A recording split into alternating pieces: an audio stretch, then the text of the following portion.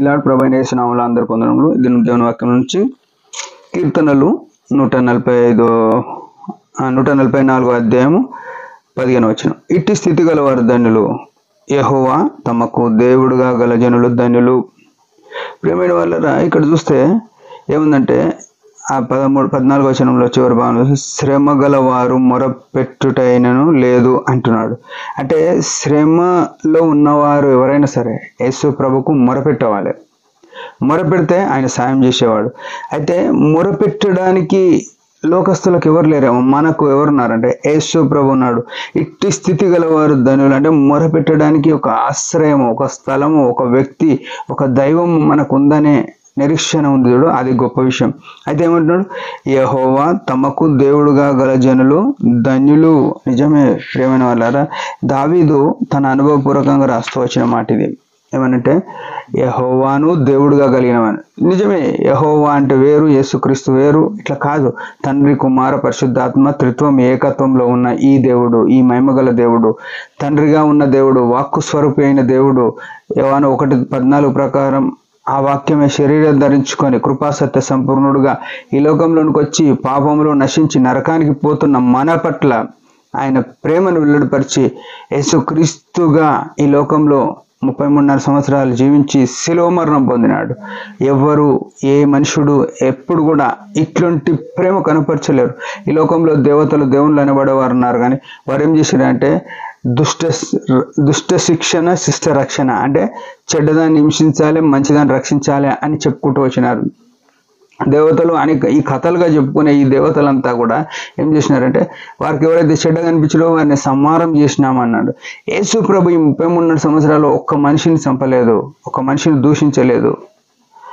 ఆయన ప్రేమగా వచ్చినాడు, ప్రేమ అయి ఉన్నాడు, ఆయన శిలువలో ప్రాణం పెట్టినాడు.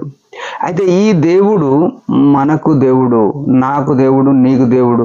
ఎందుకంటే మనం ఆయనను విశ్వసించి సంఘంలో నాటబడి ఈనాడు ఆయన సంఘంలో నడుస్తున్న మనం జాగ్రత్త పడవలసిన విషయం ఏంటంటే, ఆయనకు జనులైనందుకు మనం ధన్యులం.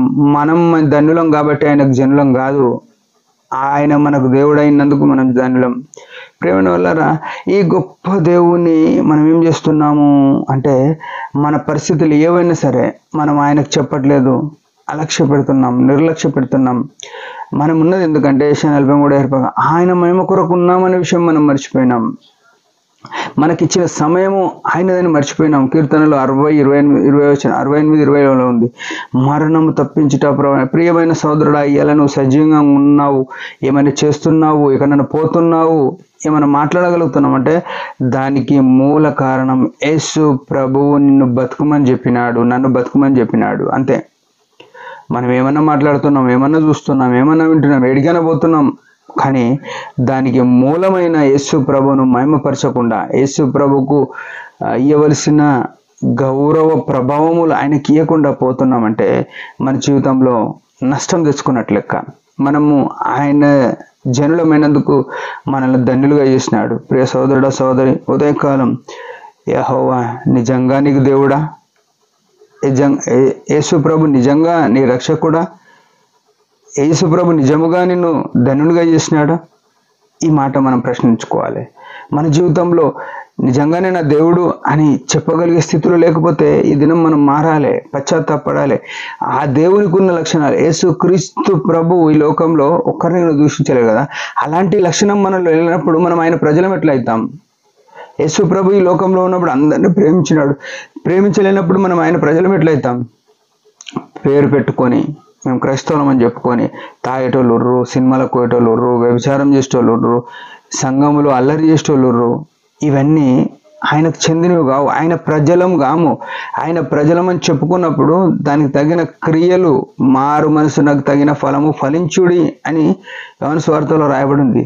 ప్రియమైన వాళ్ళు, మనం అప్పుడు ధన్యులుగా చేయబడతాం. ఉట్టిగా ధన్యులుగా అని రాసుకొని ఇంట్లో రాసుకొని బోర్డులు పెట్టుకున్నంత మాత్రాన, సీనరీలు పెట్టుకున్నంత మాత్రాన ధన్యులంగా.